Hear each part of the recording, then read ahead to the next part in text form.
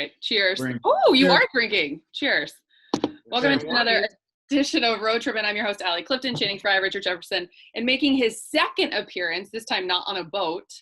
It is now the head coach of the Cleveland Cavaliers, because back then I believe you were an interim head coach or coming off that season with the Rockets, JB Bickerstaff.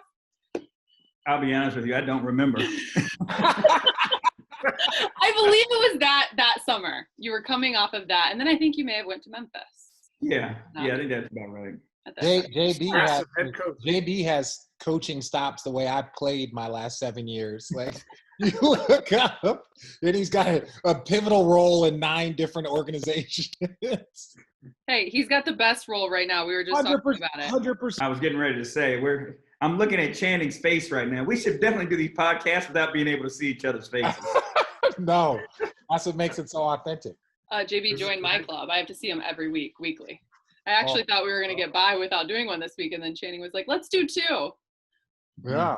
So, Yeah. ladies and gentlemen, that's why you gotta choose your friends wisely. So JB asked me a couple weeks ago, I was like, hey, would you be willing to talk to some of my guys? And I'm like, yeah, no problem. Like, just let me know the time. I'll chop it up with your guys, your younger players. So he sends me a text. As our group is texting, like, are we going to do 2? Can we do 1 today? What are we thinking? So JB's texting me. He's like, hey, my bad. What are your things about Friday? And I go, what are you doing today at 1 o'clock? And he goes, what, did one of your guests cancel? And I was like, no, you just happened to be texting me while we're talking about if we're going to do a podcast right now. So can you ever just be generous with your time, Richard, and just do something out of the kindness of your heart for one of your friends? That's the thing, is that I had already agreed to do the event. He was the one that delayed in telling me when it was going to be. Like a week later, he texted me, saying, all right, I'll get back to you. So I was being generous with my time. Okay, so I think this sets up the perfect opportunity to remind everyone, in case you forgot about the episode JB was on, these guys are friends. So many people are probably like, how do you have a head NBA coach on and you're not talking about his job, what's going on? And instead we're listening to the friendship aspect, which is awesome. But JB, I do want to find out what's going on in Cleveland. How do you like it? What's the latest? It's hot right now, so nasty. It's nasty. Yeah, it's hot. Them bugs is out getting in your beard. It's nasty. But we found a way to have a good time. Our family's been enjoying the outdoors. What is that you have in your hand?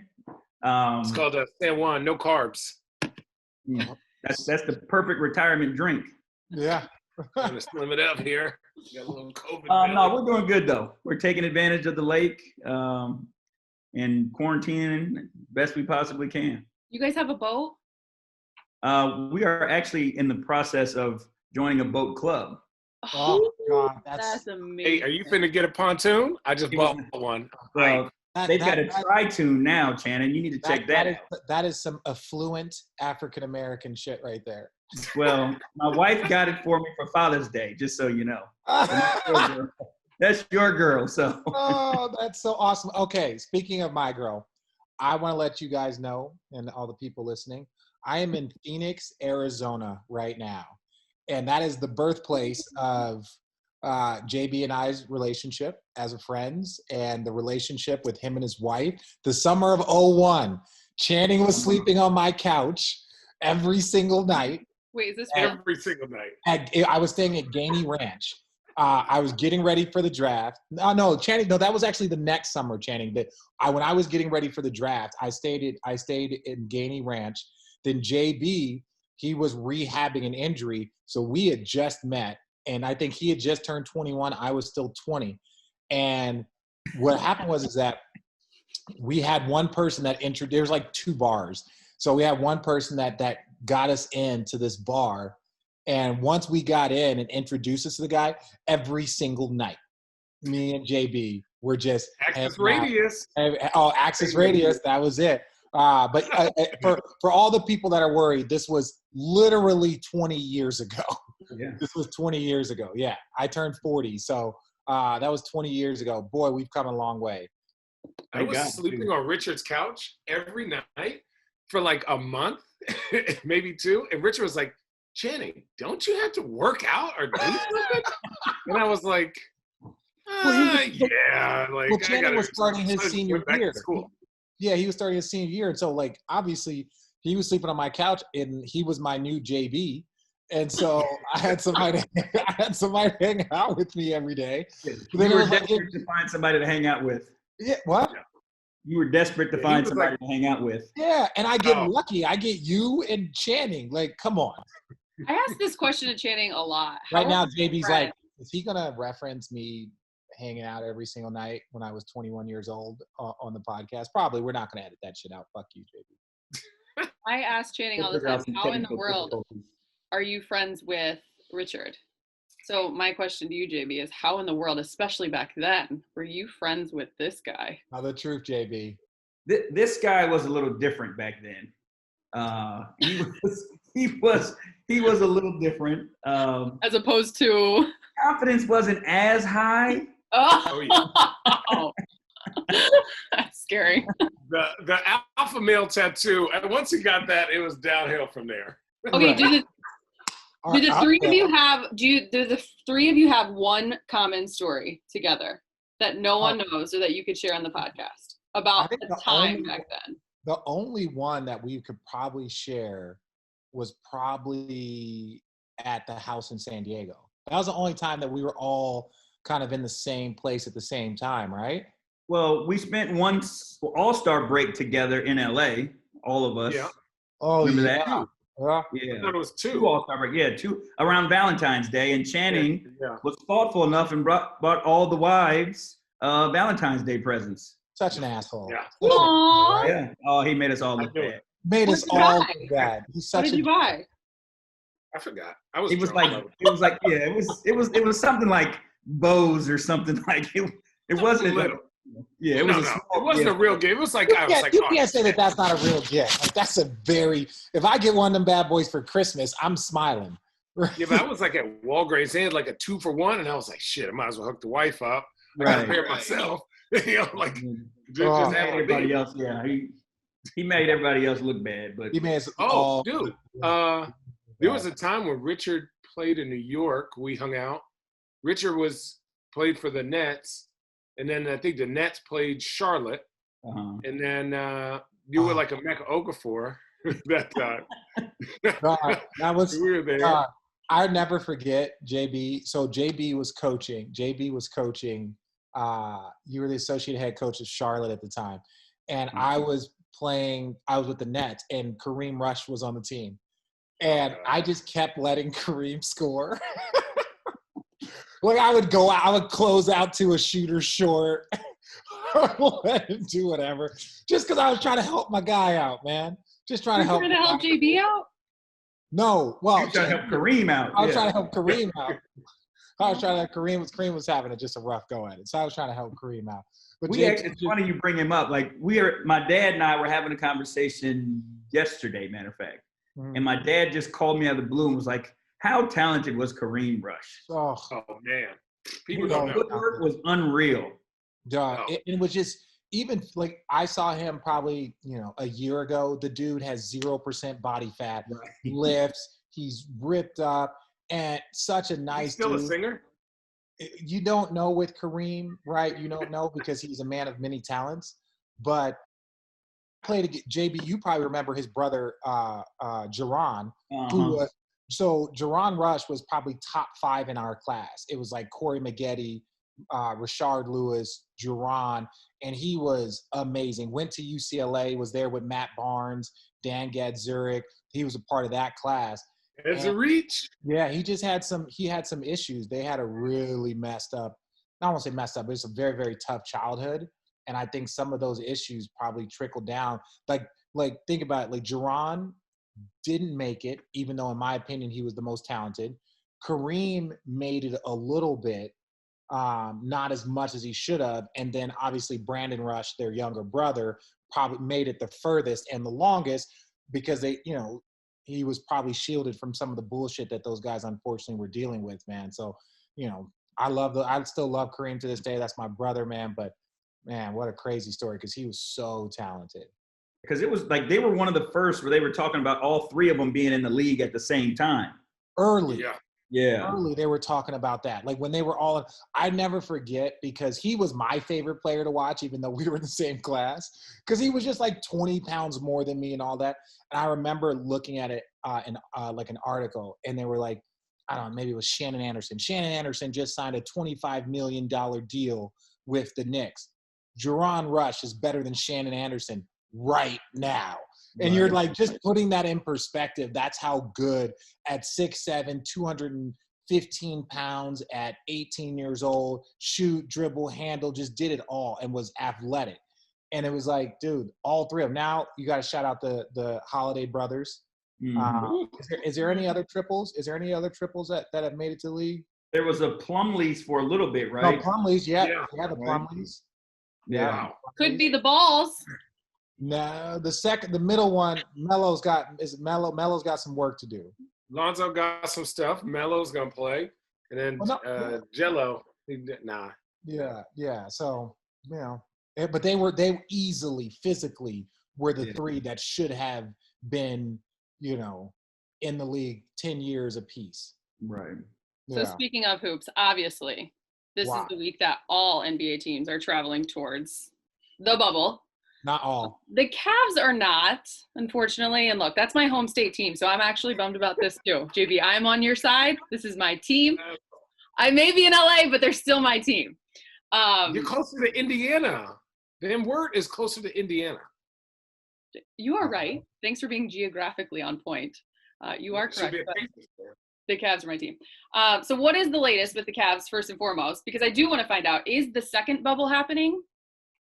We are fighting and having conversations with the league about being able to do something. I don't want to speak out of turn on what, if it's what's happening, but, there are teams, all 8 teams are fighting for something because we just feel like it's too important to bring our guys together. If you think about it, it's almost 8 months in between games if our guys aren't allowed to do something. And other teams are reaping the benefits. Like they get practice time together, they get to play games together, build chemistry, all those things. So we feel it's necessary that our guys deserve to be able to do something. So our front office is working their tail off to try to make something happen for our guys. For us in particular, we were building positive momentum. We were moving in the right direction. So we want to find a way to kind of bridge the gap between now and, months from now so that we can continue to build that. I understand that angle and aspect, but like from the medical, the safety thought of it, they have this story that comes out. Jackie McMullen posts that story about the potential to have a second bubble. And many people are wondering what players are going to think of that, given it's kind of like, what would you consider it as? Kind of just like a classic, just game scrimmaging. When it comes to actually playing for something, how do players feel? Well, I think, players are competitive and they're intelligent and they know, what's being gained and what's being lost by people being able to get together and then certain groups not being able to get together. The first thing that we would always think about is the guy's health. You know what I mean? Like we're not going to do anything silly to risk anybody's health, whether it's, through the pandemic or whether it's rushing something where guys are pulling hamstrings and blowing knees out because, we rushed into an effort to get guys, some minutes. So that's the first thing on our plate. And, there's enough intelligent people who are working on that. And so I try to stay out of that as best I can. We can talk about guard and pick and roll and those things and I can help you. But when you want to talk about pandemics, I can give you some people's numbers. But throw research to the side. You know what? I wish more people would take that place, JB. I really do. Especially at this point in time. So that's where we are. We're working to do something because we just feel it's too valuable for our guys to miss out on months and months without real competition. But you feel good about where you guys are now? I know Cavs fans, they love hearing this. And as you mentioned, you guys were trending in the right direction before everything got put to a halt. You're excited about what you have? Yeah, there's no doubt about it. I feel like, again, we were clicking. We had some really good wins against some really good teams. We were starting to develop our identity, all those things. And what we were doing is we were building a foundation for the future. Like we understood where we were in the point in the season, but like, you know, if you can lay the foundation of how you're going to compete and how unselfish you're going to play on both ends of the floor, like that lets everybody know who you are. So as you're moving forward, you start there and then you can put the layers on top of that.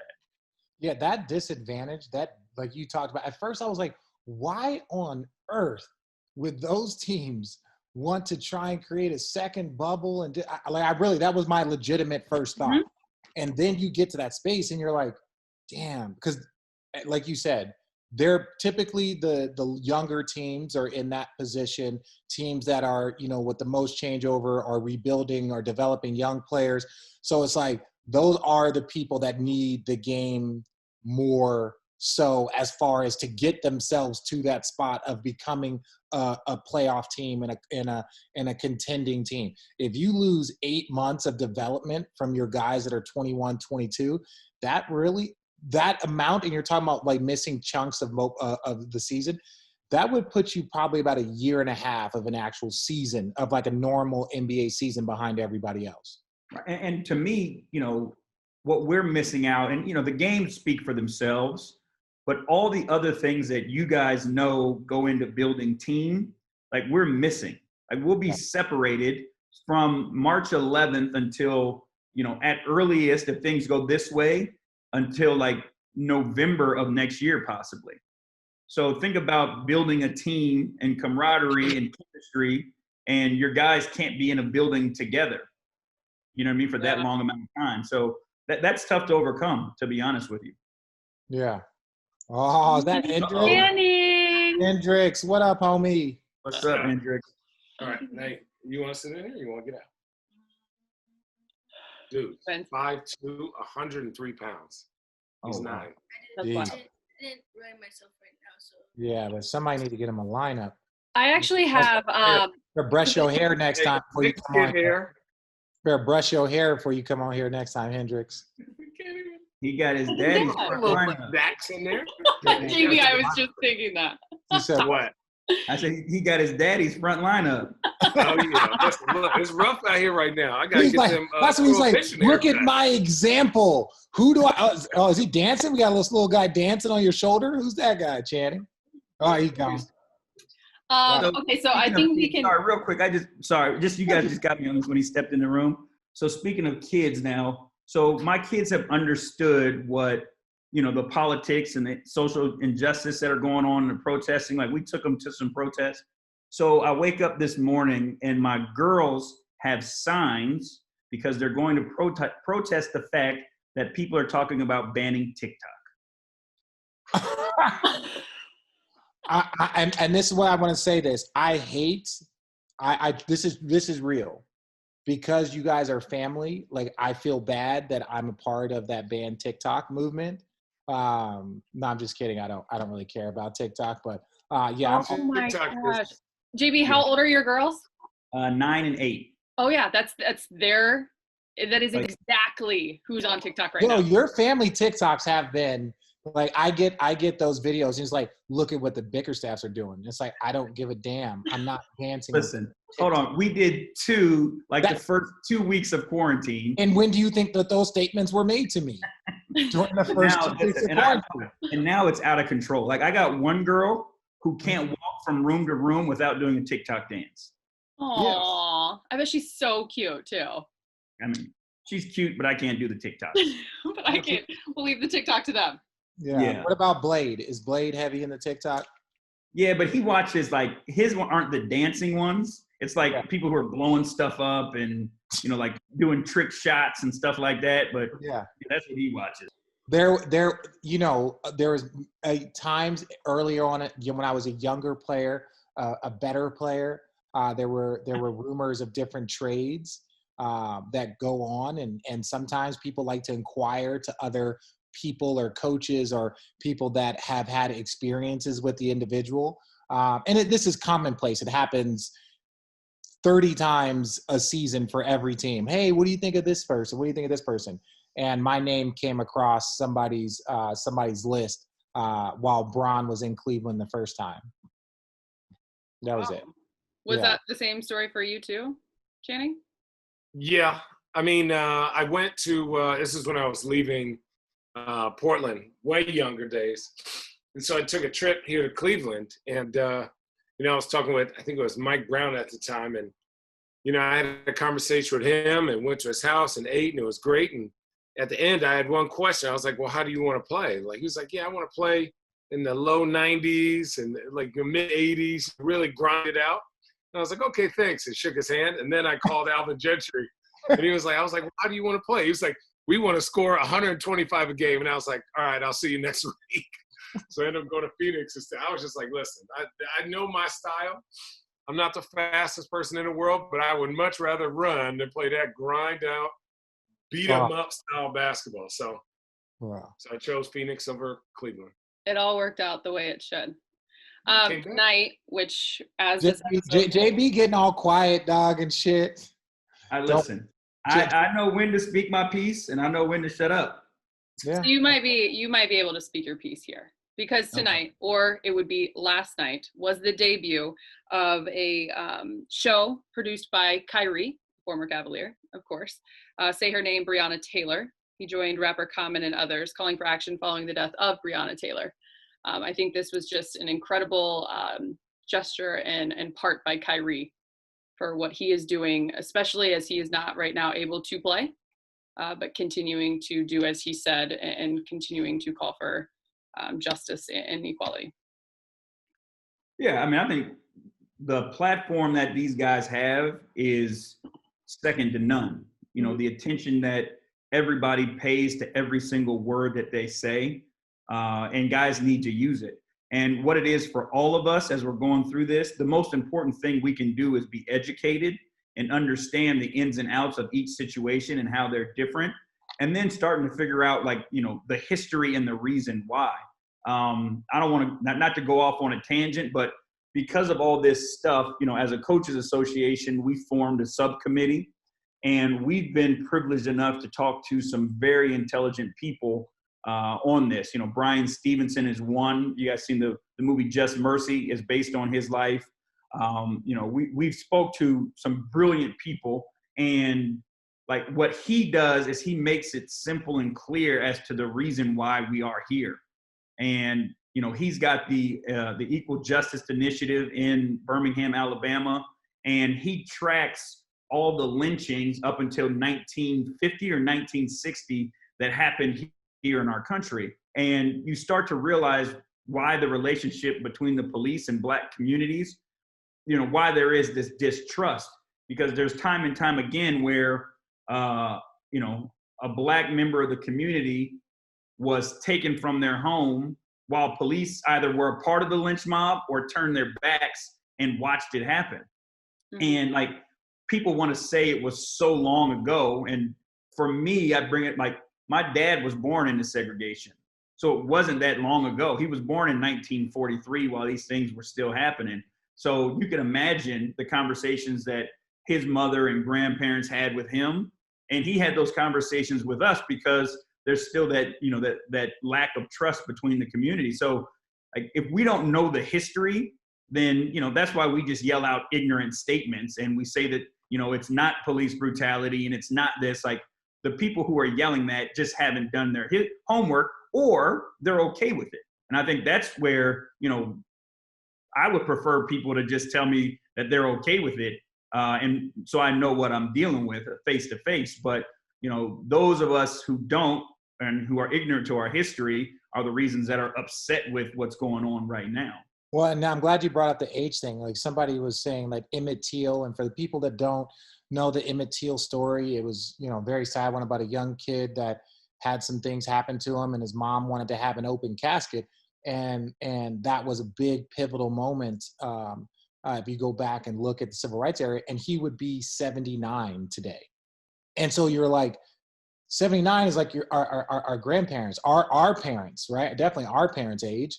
And so, yeah, it's trying to understand, like you said, how we got here. And we're not yes, there are things that happen in slavery. There are things that happened 150 years ago. And all that's not necessarily what we're talking about, although knowing that history helps bring you to today. But it's the stuff that I try and focus on for people is more of yo, our grandparents, think about what your grandparents were born into or what your grandparents' experiences were. And no different how your mom really likes something, your dad really likes something, then you really like it. There's a traditional thing that is passed on, whether it's education, whether it's finance, whether it's emotional situations. And just knowing your history is so important. But I don't know. I think now so many people are listening and trying to learn and trying to inform themselves. And that's really the best thing we can do. Yeah, let me bring this to you, Chris. So somebody brought this to me. One of the guys on our staff brought this to me, and it's pretty profound when you think about it. Like if you were to go to the doctor right now, right, they would ask you, do you have high blood pressure? Do you have diabetes?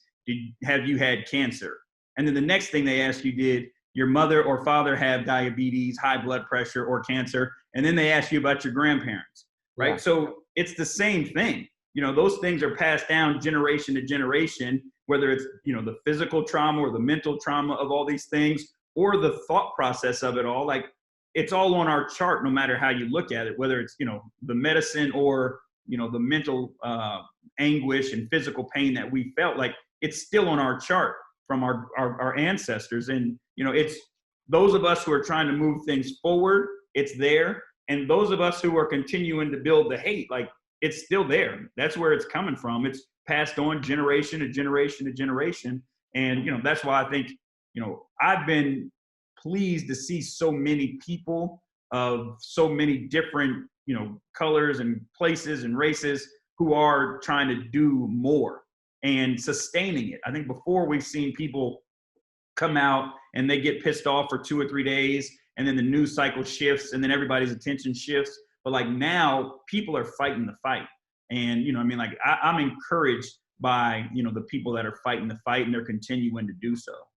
Well, people had time. People had time. I say it all the time on like our shows that we're doing. I've just been so proud of the NBA when you talk about wanting to create a movement, continue a movement. And I just feel like they're so much in the forefront of so many. And I think what they're doing, another thing that I've loved is the new messaging on the back of the jerseys within the bubble. I mean, as a coach, as former players, like what does that mean to you guys to see? That's just one of the many gestures that they're going to do. Just from a coaching standpoint, what it does is it gives you the comfort to speak your piece no matter what. And I think that's what you need is, we don't have the talent that, Richard and Channing had. So people can replace us, and, we don't have the investment that's the same as those guys.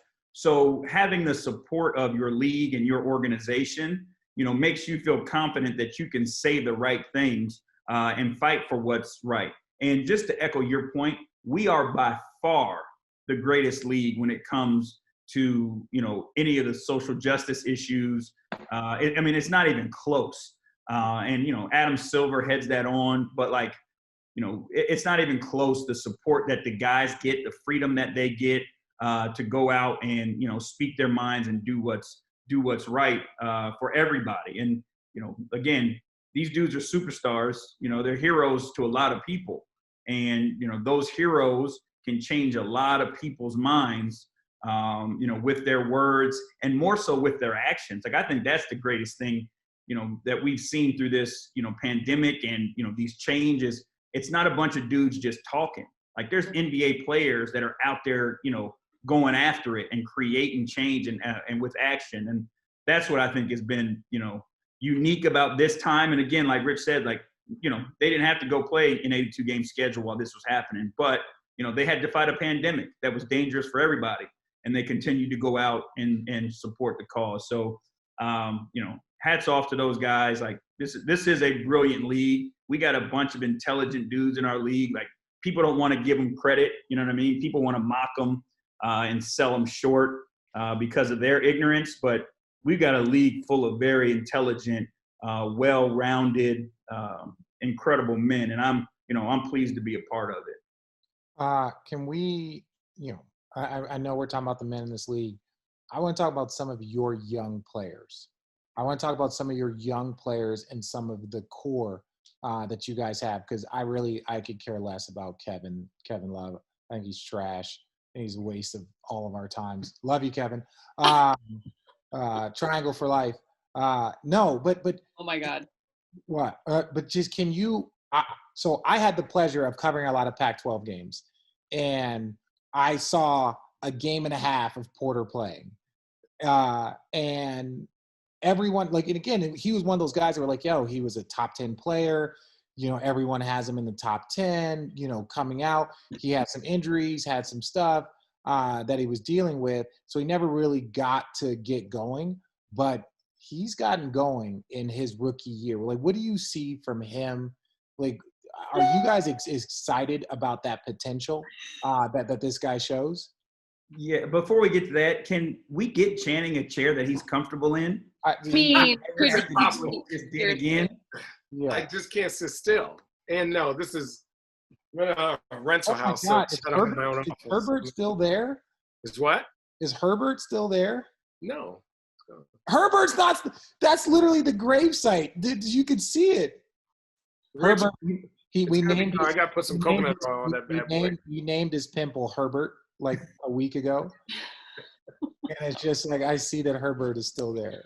Sorry, wasn't that an episode of Family Guy? Oh yes. Yeah. It is. Yeah. I forgot. What did he name his? But anyways, yeah. I don't know, but he was mad aggressive. That's all I know. Pimple was really aggressive. Yeah. Your player or the? No, the pimple was aggressive. Oh. Sorry. I'll get back to KP. So he is an unbelievable talent. He is an unbelievable kid. Like, he's got a heart of gold. Like, wants to be a part of the team. Wants to play the right way. On the offensive end of the floor, his skill set is, and his ability to get to the basket and score and play make. Like, he's got all the tools. And then defensively, he's competitive as hell, and he wants to go after. Like, he's got an opportunity to be a top, two-way player in this league.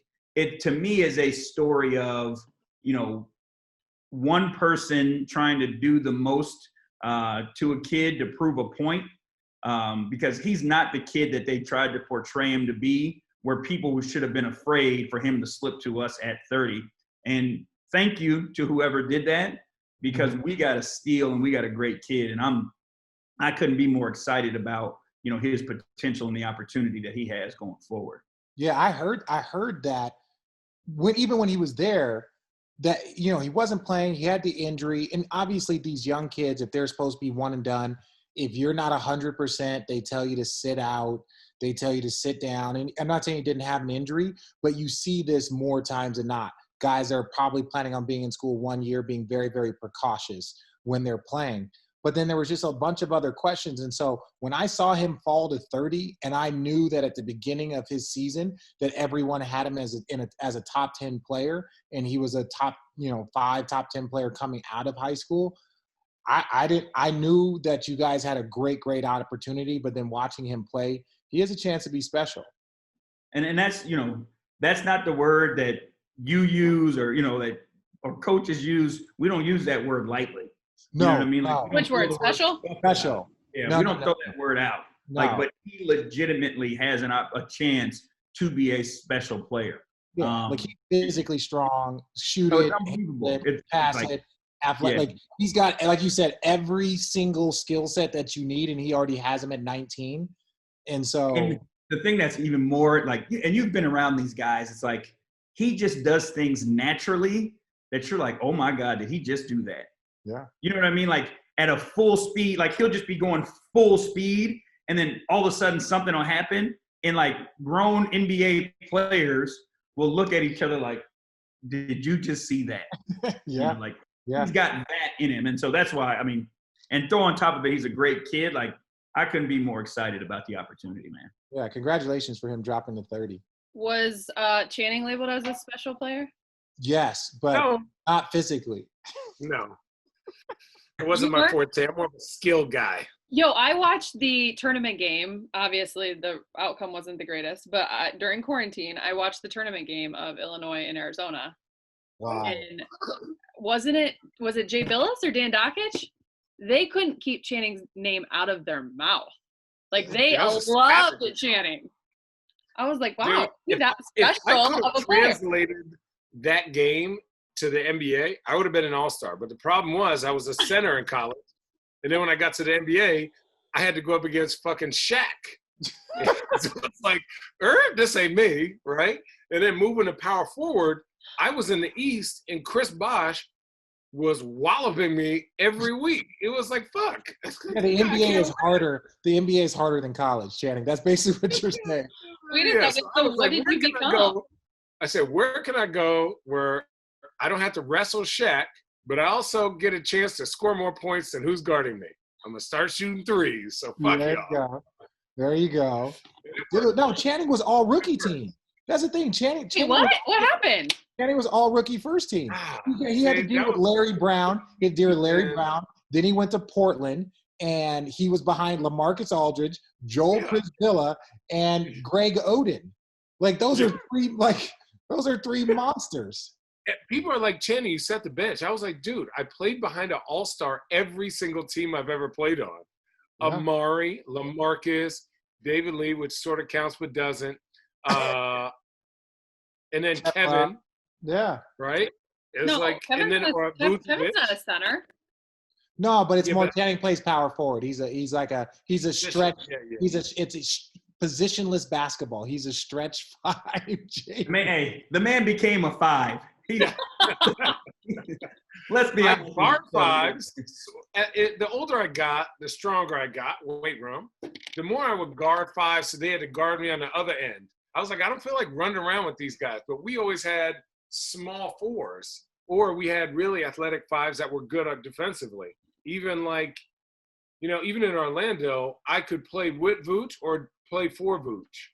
And that was kind of my role. Vooch was an all-star, and Vooch was an all-star. First of all, I'm telling you, he's the most slept-on guy in the league, skill-wise, to me.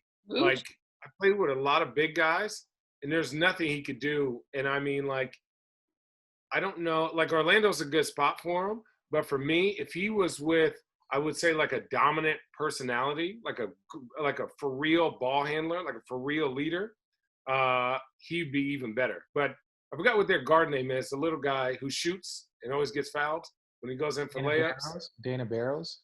Dana Barrows? Fool, what is this, 1986? DJ Augustine? Yes. But like Dana Barrows. Augustine always lit up the Cavs. Always. He's so damn fast. Always. What's wrong with you, JP? This is when this is my favorite part. Sometimes it's best just to be quiet. Yeah. Yeah, just listen. Okay, so this is kind of fun too. And Richard, if you throw your head back, another idea of mine, I am literally going to edit you. That's why I put a pillow here, so I can't go back. I want to know, JB. It's a small pillow too. Your favorite thing, and these guys can weigh in. Your favorite thing about Cleveland, what you didn't know about Cleveland, and what you yet want to do in Cleveland. So your favorite thing. My favorite thing is the lake. No. Like the views that and it's. Again, I don't want to sound. We live on the we're West Side. We're in Avon Lake. Oh yeah, I think that's where all of us lived. Yeah, it's Westlake. I stay on the West Side. Right. Yeah. So we're in Avon Lake, and I mean the things that happen. The sun rises, the sun sets, and I like watching the storms come in too. Like when the lightning is over the top of the lake, I think that's awesome. So that's my favorite part. I think probably, did you ask for my least favorite part? No, what you didn't know. I would never ask for your least favorite. There's nothing bad about Cleveland.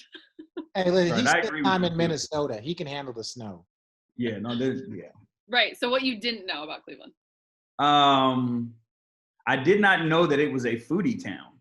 And you can tell by my build, we like to eat. Do you have a favorite restaurant? We have not been obviously we got here, and when we first got here, Channing took us to Dante's. That's the one I couldn't remember. Yeah, and then we actually got to go below one night to Ginkgo's. Yeah.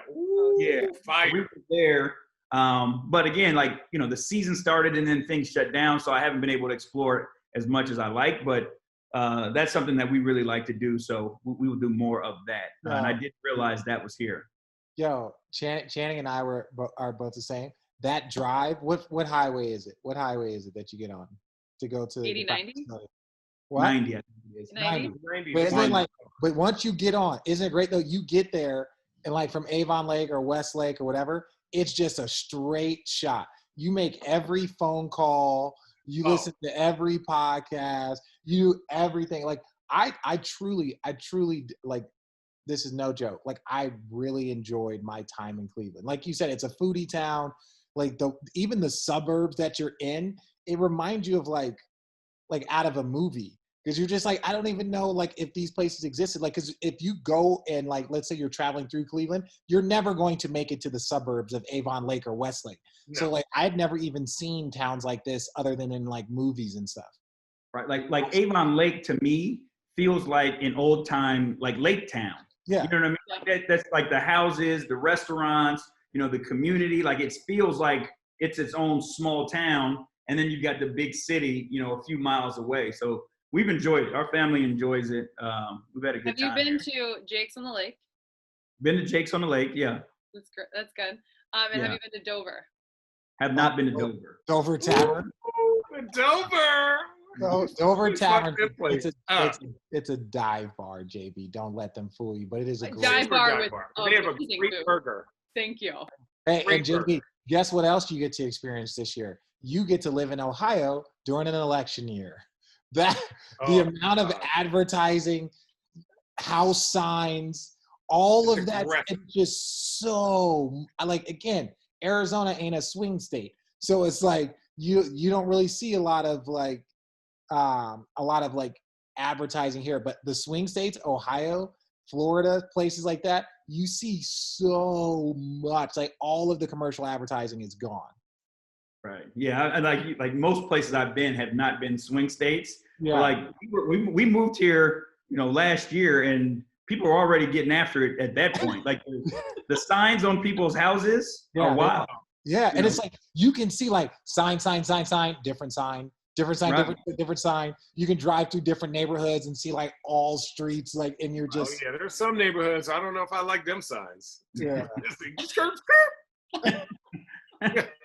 Okay, one more thing for you, and then we're going to let you go because you've been so generous with your time. JB, you're such a good friend, JB. I think you guys are all going to enjoy this one. I say it every time. My last tripping or not. You can all just weigh in. Tripping or not. Kansas City, Patrick Mahomes, 10 years, $500 million. Not tripping. Get that bread. Yeah. Well, it depends on who you talking about, Kansas City or Patrick Mahomes. Kansas City is not tripping. They need to pay. Underpaid. He's underpaid. Underpaid. This is why You'll never get a talent like that. Let me tell you why he's underpaid. For the next 20 years. Let me tell you why he's underpaid. And this is 100%. They paid that man that much money with an existing salary cap. If there was no salary cap and Patrick Mahomes would be an unrestricted free agent next season and there was no salary cap, how much do you think that one of these teams would have paid him? It would have been more. That's why the cap. Yeah, that's why. But I'm saying that's why the cap was invented, is so that they couldn't just overpay and they couldn't get into these battles. But if he was in a bidding war, he would be. How much do you think he would make? $700 million. Someone would give that to him, and and this is because they know that he would generate that amount of money for the community, for the city, for the team, for all of that stuff. So if you got paid $500 million with a hard cap that you can't go over, if there was no cap, that means that in an open market, he would have gotten a third more. He would have gotten $750 million. Underpaid. Stand by. Think about what he does for the Kansas City economy, right? When those games are packed, when everything's exciting, when you have a chance to go to the Super Bowl every year, the city pops. Look at the city of Cleveland, right? When LeBron was there, it's a 60% increase of people coming to watch the games, going to bars, So he is generating so much money for that team. He's not going to get worse. Every wide receiver is going to say, you know what? He's going to be there for the next 10 years. How can I go there and play with him and get some of that bread too? And his hit doesn't even go against the cap. So you got to do it now and then bring in talent around him. Right. And if you think about it, like the owners are very intelligent people and businessmen and women. So if they're willing to give out $500 million to somebody, imagine what they're going to make on that $500 million. Right? Like we have to check and see if they own the land around the arena. What would you guys have done if you got $500 million at the age of 24? Be drinking my fan one. Probably doing the same shit I did anyways. Probably doing the exact same thing. It would have been on another level though, Rich. Like, let's be honest. Would his confidence have been a little different, JB? We would not have been. Listen, if that happened, he and I would no longer have been friends. Okay. Right. Yeah. Thank you. JB had to work during the summer. Thank you. I had a job. He had a job. He would come and try and work us out. JB would come and hang out with us, but then he would try and work us out, then get mad when I would like bullshit through drills. There were some guys who were more receptive to my workouts, and there were others who were not. Let's just say that. And sounds like Richard in a relationship. I'll never forget. He yelled at me. Right, I'm there by myself, rebounding for him, and I think I was doing it. I was rebounding with an extra ball, and he was missing shots, and he blamed the extra ball for him missing shots. Right? And he's missing, I'm chasing his ball all over the gym, and he's yelling at me because I have an extra ball, and it's that ball's fault that he's not making shots. Can I explain? Can I please tell you, first of all, how underrated rebounding for a shooter is, by the way? When you're by yourself, especially. Oh, yeah. And at that point, Richard was not a shooter. This was early in his career. I was trying to tell him, if he just got me one ball and it was the same ball every time, then he would have to run less. He would have to run less. You just made more. How about you just that wasn't my thing. I was trying to learn how to make more. At that time, making shots was not his thing. No. Guess what, guys? JB had a job then, and he has one now, and he should probably get going. All right. Junior Bickerstaff. JB, you're amazing. Thank you so much. Thank you. I appreciate it. Friends like us, huh, JB? With friends like us. That's another edition of Road Tripping.